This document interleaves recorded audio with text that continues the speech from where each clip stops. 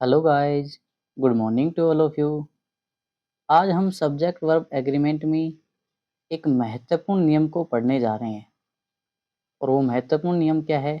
आइए जानते हैं। यदि वाक्य में with, along with, together with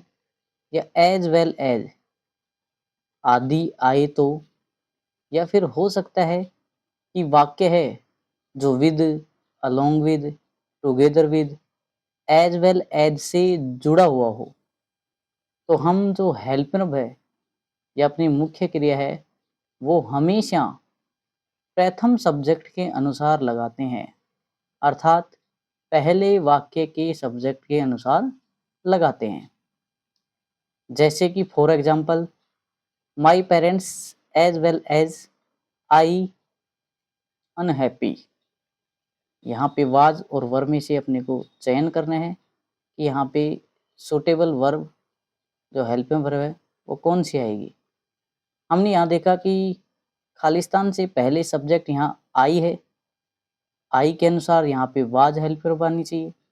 लेकिन हमने जैसे कि नियम पढ़ा एज वेल एज से जुड़ा हुआ है, तो हमेशा पहला सब्जेक्ट,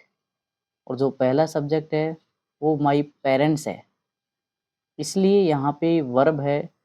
या हेल्प वर्ब है जो भी माई पेरेंट्स के अनुसार ही उपयोग में लाई जाएगी। हमने देखा माई पेरेंट्स प्लूरल सब्जेक्ट है, तो हमने वर्ब भी यहाँ पे किसका प्रयोग किया है, प्लूरल का, इसलिए यहाँ पे वर्ब का प्रयोग किया है। He as well as you to blame, यहाँ पे यू के अनुसार आर होनी चाहिए, लेकिन हमने देखा कि सब्जेक्ट एज वेल एज से जुड़ा है और प्रथम सब्जेक्ट ही है, तो यहाँ पे वर्ब है या हेल्प वर्ब है जो ही के अनुसार आनी चाहिए, और ही सिंगुलर है इसलिए इसके साथ इज का प्रयोग किया है। You as well as I fond of tea, तो यहाँ पे भी हमने यू के अनुसार आर का प्रयोग किया, अन्यथा आई के साथ तो यहाँ पे एम का प्रयोग होता। आगे देखो next, he as well as his friends bought these mangoes,